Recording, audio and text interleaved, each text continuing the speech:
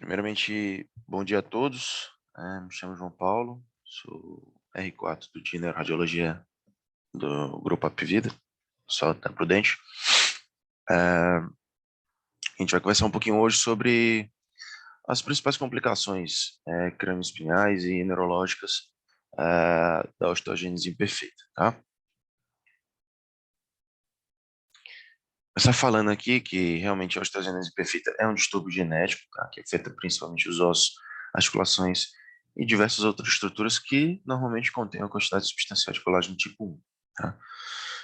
Como o principal efeito fisiopatológico é a redução da qualidade ou da quantidade do colágeno tipo 1, ela acaba sendo, portanto, caracterizada como uma doença do tecido conjuntivo. Os genes codificadores de colágeno mais comumente prejudicados são o COL1A1 e o COL1A. Esses pacientes costumam apresentar também, em termos articulares, fustão ligamentar, hiperflexibilidade articular e anormalidades dentárias. Existe um relato de incidência anual, epidemiologicamente falando, de incidência anual nos Estados Unidos e no Canadá de 1 para cada 10 mil a 20 mil nascimentos. É uma doença que hoje já existe mais de 7 subtipos, né, mas inicialmente foi classificada em 4 grandes grupos, com base aí nas manifestações clínicas e radiológicas de acordo com o sistema de classificação de Silas. É óbvio que tem de um a 8, se eu não me engano, hoje em dia, mas fala-se muito porque a partir do 4 e 8 é um espectro muito variável e não tem é, uma grande estatística, uma relevância tão grande em termos de quantidade de pacientes. Mas o tipo 1 acaba sendo o mais comum, é leve e não deformante, são vistas aí fraturas, são menos comuns após a puberdade, porque a ossificação ela acaba sendo completa, tá? O tipo 2, ela já é o menos comum e normalmente uma das formas mais graves, é a forma perinatal fatal da doença, né? Fraturas intraútero do crânio, vértebras e ossos longos, bem como ossificação vertebral mínima.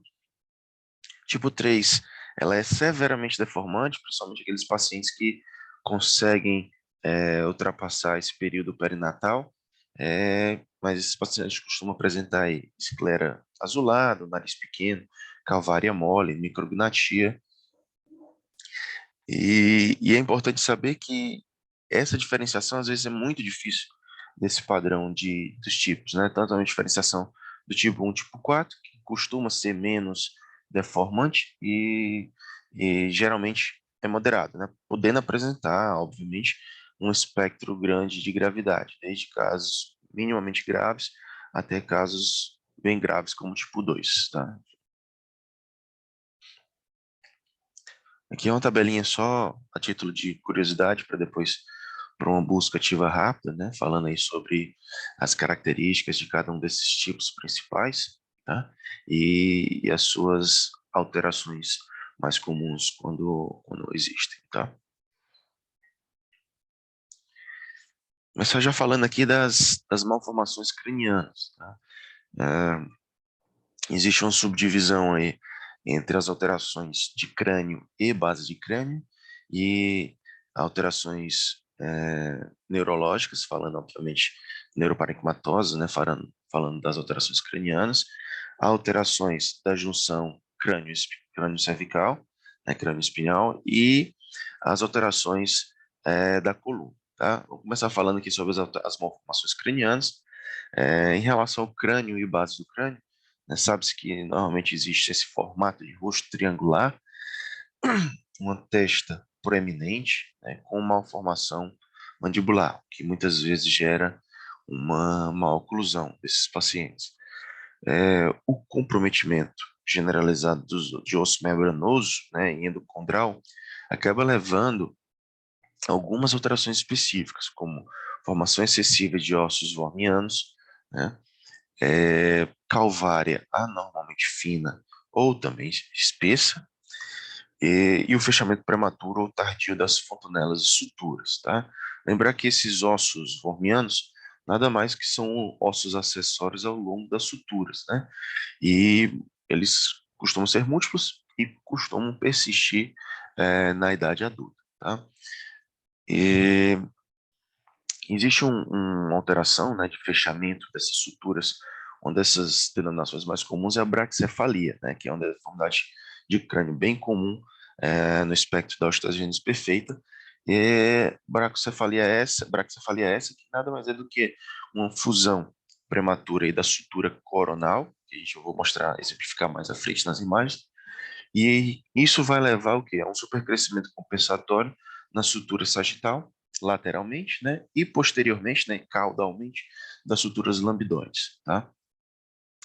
Lembrar que elas podem ser afetadas pelo prognatismo mandibular, né, que aí tem correlação principalmente com o subdesenvolvimento vertical das estruturas dentoalveolares, né? E os processos condylares acabam sendo os principais é, componentes responsáveis por esse prognatismo mandibular, tá? Aqui é justamente mostrando essas estruturas de ossos vornianos, né? E a gente percebe essas alterações aqui marcadas pelas setas, né? Que nesse paciente você já percebe também, né? Essa radiografia lateral do crânio, de um paciente com osteogênese perfeita tipo 3, a gente percebe esses ossos anormalmente finos, um achado de platina que a gente vai conversar mais na frente sobre essa alteração, invaginação basilar também, né? É, e também um padrãozinho de leve prognatismo dessa criança, tá? E aqui realmente na postura anterior, a gente vê esses ossos vormianos aqui apontados pelas setas, tá? Já nessa imagem, a gente tem na imagem esquerda uma radiografia lateral do crânio, obtida um paciente com osteogênese perfeita tipo 3 também. Praticamente todos os pacientes que a gente vai ter aqui, pelo espectro de alterações, vão ser osteogênese perfeita tipo 3, mostrando aí esse acentuado achatamento anteroposterior, né, com achatamento aqui occipital bem nítido, né, sugestivo aqui de um quadro de braquicefalia, tá? E nessa imagem a gente percebe também que com essas alterações, né, a fontanela anterior, ela acaba persistindo aberta por mais tempo, né? Era um paciente de 2 anos e ainda tinha uma fontanela anterior aberta, tá? Com a pobre mineralização óssea também dessa criança, são alterações bem marcadas, né? Ela está bem adelgaçada. Bom, nessa imagem aqui a gente percebe justamente um paciente também, né, de osteogênese perfeita tipo 3, mostrando aí que tinha um prognatismo leve com a má oclusão, né? Você percebe que os incisivos inferiores e superiores não ocluem mesmo com ele fechando a boca, né? Então, realmente, um achado aí de prognatismo mandibular é compatível com o quadro de osteogênese perfeita, tá? É, em relação ao envolvimento neuroparigmatoso, a hemorragia cerebral, ela é uma complicação potencialmente fatal, né? As hemorragias intracranianas são atribuídas ao desenvolvimento da doença de Moyamoya, que nada mais é do que uma doença vasculo-oclusiva progressiva idiopática, não inflamatória e não aterosclerótica, tá? E isso além desse desenvolvimento de Moyamoya, a gente tem também uma subsequente hemorragia subaracnoide, bem como dano da artéria vertebral, fragilidade vascular, hipotensão intracraniana espontânea, né, e atrito ali entre os múltiplos fragmentos ósseos do crânio. Tá? Isso favorece realmente essas alterações de hemorragias intracranianas. É, também são vistos, né, fístulas carotídeas cavernosas, dissecção da artéria cervical e aneurismas cerebrais. Tá? A atrofia cerebral generalizada, hidrocefalia e uma cisterna basal alargada também são características dessa patologia no acometimento neuroparigmatoso, tá? As manifestações pré-natais, né, elas podem ser graves o suficiente para possibilitar aí o diagnóstico no segundo trimestre, por meio de ultrassom, né? Onde vai ser observado, a maioria das vezes, uma dilatação ventricular acentuada e encurtamento de ossos longos e deformidade nos fêmurs. A triagem pré-natal com ultrassom ela é recomendada principalmente na presença de alto risco familiar. Que a gente pode perceber aqui nessas imagens axiais aqui de ressonância de crânio, do cérebro, ponderadas em T1 à esquerda e em T2 à direita, que são obtidas de um paciente de 15 anos, né, com osteogenese imperfeita tipo 3, mostrando aí, né, essa atrofia cerebral generalizada, né, principalmente acometendo os lobos frontais, tá, e a região temporal desse paciente. Né. Você percebe aí que para um paciente de 15 anos não faz sentido, né, esse padrão de atrofia cerebral. Nessas imagens a seguir, a gente tem imagem aqui de tomografia, corte axial, mostrando aqui uma dilatação ventricular bilateral, tá? Associado aí a também uma dilatação do terceiro ventrículo, tá bom? E nessas imagens a seguir, a gente tem essas imagens de ressonância, corte axial e coronal, ponderadas em DP, onde a gente percebe realmente um nítido alargamento aqui da cisterna basal desse paciente, né? E aí, mais um achado característico da osteogenese perfeita. Nas imagens a seguir, nós temos imagens ultrassonográficas de um paciente, né, isso aí, intraútero, sendo observado essa dilatação já, né, do nível nos cornos frontais anteriores, né, do ventrículo laterais, mostrando uma dilatação, e um alargamento, né, um aumento dos espaços extraxiais nas convexidades aqui na região frontal, né, mostrando aí já um possível acometimento e envolvimento neuroparenquimatoso na osteogenese perfeita, tá? Mostrando que é possível ter essa percepção já intraútero dessas alterações.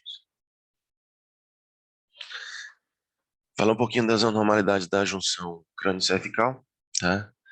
Platibasia, impressão basilar e invaginação basilar podem ocorrer devido a esse, entre aspas, amolecimento ósseo, né? Essas três características são distintas e devem ser diferenciadas na avaliação clínica da junção crânio-cervical, tá? A invaginação basilar, tá? Ela é uma condição em que o processo odontoide ele se projeta para cima do espaço intracraniano, né, penetrando aí no forame magno. A impressão basilar, ela pode levar ao deslocamento medular e cerebelar. Lembrando que a impressão basilar, ela não necessariamente necessita de uma invaginação basilar. A gente vai ver mais na frente que existem impressões com ou sem invaginação, baseado aí nas linhas traçadas, né? Por exemplo, a linha de McRae, ela pode ser utilizada para determinar se há invaginação basilar. Linha essa que é traçada, como eu vou mostrar mais à frente, é traçada da margem anterior, que é denominada básio, da margem anterior do forame magno, até a margem posterior, que é chamada de alpício, tá? Traçado isso, a gente tem, não é para que, não deve haver processo odontoide acima dessa linha, tá? Aqui mostrando a exemplificação, tá? A gente tem aqui uma imagem acima, trouxe uma imagem exemplificativa aqui, né, para exemplificar anatomicamente falando essas estruturas. Aqui a gente tem um básio, tá? E aqui a gente tem um alpício. A linha traçada é baseada aqui, tá? Passou o processo odontoide, já pode começar a comentar sobre invaginação, tá certo? Já fala sobre invaginação basilar, tá? Então, essa é a famosa linha de McRae, do básio, margem anterior, borda anterior, fora magno, até a borda posterior, que é o apístio, tá?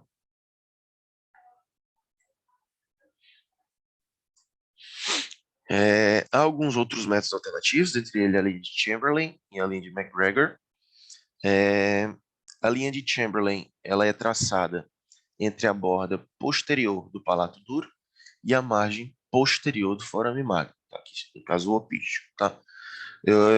E o processo odontoide ele normalmente não deve se projetar mais que 3 centímetros acima desta linha. Se isso acontecer, a gente está diante de um caso de impressão basilar, tá? A linha de McGregor ela é traçada da borda posterior do palato duro até o aspecto mais caudal da região occipital. tá? Se o processo odontóide estiver mais de 4,5 centímetros acima desta linha, esse achado é indicativo de impressão basilar. Então, lembrando, né, a linha de McRae é utilizada para identificar invaginação basilar, a priori, e as linhas de Chamberlain e McGregor são utilizadas para identificar impressão basilar com ou sem invaginação, tá? E a impressão basilar e a invaginação basilar, individualmente ou em combinação, elas podem estar associadas à compressão de tronco cefálico, né? Que muitas vezes leva a uma estenose aquedutal, a uma endocefalia, a edema medular e a seringomielite, tá? É, lembrar também, né, que a platibasia ela é uma normalidade morfológica da base do crânio, caracterizada por um ângulo basal maior que 145 graus, tá? E esse ângulo ele é criado por linhas de interseção traçadas do násio, que eu vou mostrar mais à frente, ao tubérculo da célula, ao tubérculo celular, e do tubérculo celular ao longo do clivus até o básio, tá? E aí, se esse ângulo for maior que 145, nós estamos diante de uma platibasia.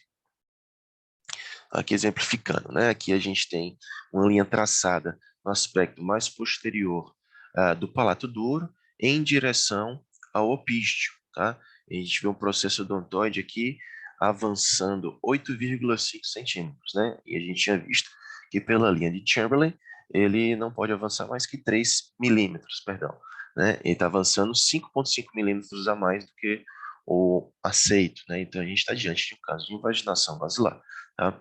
E aqui é a linha de McGregor, né? Traçando aqui do aspecto mais posterior do palato duro até o aspecto mais caudal aqui do occipito, tá? E aí a gente teria 4,5 milímetros de permissão, né, entre aspas, para que houvesse esse avanço do processo odontóide, e a gente está diante de um avanço de 13 milímetros, tá? Então, configurando também um quadro de impressão basilar, tá? Nas imagens a seguir, né, a gente tem aqui, nessa primeira imagem, uma imagem aqui ponderada em T2, né, da base do crânio, mostrando aqui a base do crânio em junção crânio-cervical, que mostra realmente uma platibasia, um paciente com osteogênese imperfeita tipo 3. Existe um grau de herniação tonsilar, observado aqui na foto, né, pela cabeça de seta, a gente percebe essa herniação tonsilar aqui, com uma compressão do canal central, né, junto perdão, na junção da medula com a medula espinhal, tá? A gente já percebe um pequeno foco de hipersinal aqui na região medular, tá? A nível aqui do corpo vertebral de C2, que já é sugestivo de uma endocerinemielite no estágio inicial, tá? Nas imagens mais centrais, né, a gente percebe aqui que há realmente essa compressão aqui medular, tá? A nível de tronco, tá? De tronco encefálico. E são imagens de ressonância com intervalo de 2 anos, né, do mesmo paciente, tá? Sabendo que aqui essa compressão já existia e aqui, mantida o nível de compressão, o paciente já está iniciando aqui algumas alterações, essa alteração de hipersinal aqui da medula, muito sugestivo de seringomielite, tá? E aqui é mais um caso retratado aqui de uma ressonância em corte sagital, aqui ponderado T2, mostrando uma seringomielite que se estende desde o nível cervical, né, C2 até T7, tá? E aí a gente pode perceber até uma coisa que a gente vai comentar um pouquinho mais à frente, esse aspecto em boca de peixe, né? Esse aspecto biconvexo aqui dos discos intervertebrais, tá? E aqui mostrando só o padrão de corte, né? Que aí no caso seria do násio até o tubérculo, né? Que aqui não pegou, esse corte tomográfico aqui não pegou o násio, mas seria do násio até o tubérculo celular e daqui do tubérculo celular até o básio. Então ele seria praticamente um násio aqui, vindo para cá, e daqui acompanhando o clivos até o básio, né? Se esse ângulo formado dessa estrutura, dessa interseção de pontos aqui, de retas, for maior que 145 graus, a gente está diante de um caso de platisbasia, tá? Que no caso aqui eles deu 157 graus, então esse paciente foi caracterizado com platisbasia, tá? Em relação às malformações da coluna, estrutura óssea normal, uma formação óssea endocondral e periosteal e ausência de osso lamelar, né, acaba levando ao afinamento cortical em pacientes com osteogênese imperfeita, e diversas anormalidades radiológicas na coluna, incluindo aí osteopenia difusa, formação óssea cortical defeituosa, esclerose de placas terminais vertebrais e corpos vertebrais bicôncavos. Podem ser afetados também por escoliose grave ou lordose e escoliose acentuadas, uma perda generalizada de altura das vértebras torácicas, que no caso é considerada uma platyspondilia, e na osteogenese perfeita tipo 2, costumamos observar uma osteoporose generalizada da coluna vertebral com mínima ossificação. E até 5% desses pacientes com osteogenese perfeita sofrem de espondilolistese, tá? Aqui trouxe algumas imagens exemplificando os casos, né? Primeira imagem aqui a gente tem radiografia, um PA de tórax, né, abdômen, em um paciente com osteogenese tipo 3, imperfeito tipo 3, mostrando a escoliose torácica com convexidade, aqui a escoliose torácica, né, com convexidade voltada para a direita, tá? O tórax em formato de sino, você vê esse estreitamento superior e esse alargamento aqui nas porções mais inferiores, tá? E tem até um aspectozinho da faceta lateral aqui dessa costela que ele citou como evidências de fratura, tá? Nas imagens de ressonância, a gente tem imagens ponderadas em T2, da coluna vertebral em um paciente com osteogenese perfeita tipo 4, mostrando aí realmente uma perda generalizada das alturas dos corpos vertebrais, né? E também uma chamada platispondilia, né? E também vista aí a depressão das placas terminais. E observe que alguns discos intervertebrais, eles chegam a ser tão altos quanto os corpos vertebrais. Pega esses discos mais superiores aqui, ele é praticamente da mesma altura de alguns desses corpos vertebrais, né?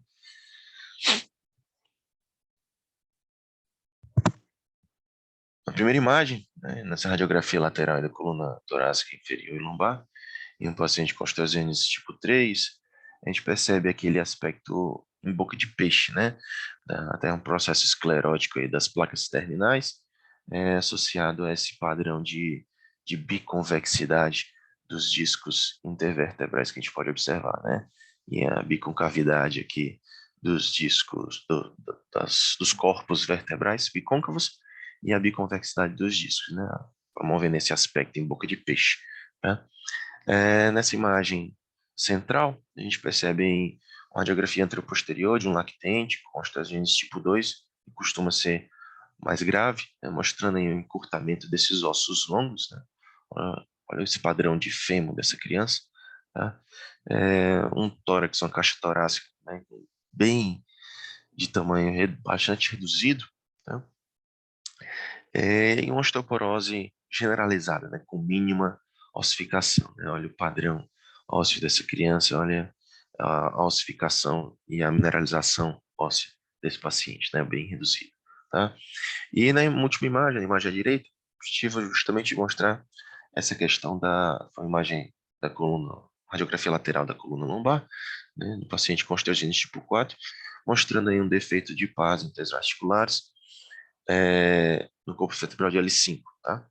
Então, realmente, caracterizando aí a espondilólise, né, ela é observada aí com espondilolistese grau 1 no cenário de osteopenia generalizada, tá? Então, a gente tem esse defeito aqui na paz interarticulares, tá? De L5. Em relação ao tratamento, né, a característica fisiopatológica essencial da osteogenese perfeita, ela acaba sendo esse aumento dessa renovação, né, desse turnover aí de renovação óssea. E o avanço mais importante no tratamento médico foi a introdução da terapia com bifosfonatos, tá, para pacientes com forma moderada a grave. Os bifofonatos são eficazes na redução da reabsorção mediada por osteoclastos, e a terapia intravenosa com pamidronato, né, administrada em ciclo repetidos, aí uma vez a cada 4 a 6 meses, né, ao longo de vários anos, reduz essa incidência de fraturas e aumenta a densidade óssea, a altura dos corpos vertebrais e a espessura cortical, né? Obviamente que em casos mais graves de invaginação basilar associada à impressão basilar com compressão medular, né, a neurocirurgia acaba sendo necessária para fazer essa descompressão ventral, estabilização crânio-cervical dorsal, ou ambos os procedimentos podem ser realizados para tratar os efeitos dessa condição, tá? Aqui é justamente exemplificando o efeito aqui da, dos bisfosfonatos, né? Você percebe aqui o paciente pré-terapia, né? E pós 2 anos de terapia. Você já percebe um grau de mineralização óssea maior, né? Você já percebe um osso um pouquinho mais bem formado, e até com um aumento é, das alturas desses corpos vertebrais, né? Realmente, a lordose e a cifose torácica não foram observadas semelhanças nos 2 anos, né, após 2 anos de tratamento, né? E aqui é mostrando aqui uma reconstrução 3D, mostrando aqui após o procedimento, né, para descompressão medular, foi feito, mostrando o quanto aqui de processo odontoide, tá? O remanescente do processo odontoide, após a ressecção facial, tá? Era isso que eu tinha para conversar com vocês e espero que tenham conseguido aproveitar.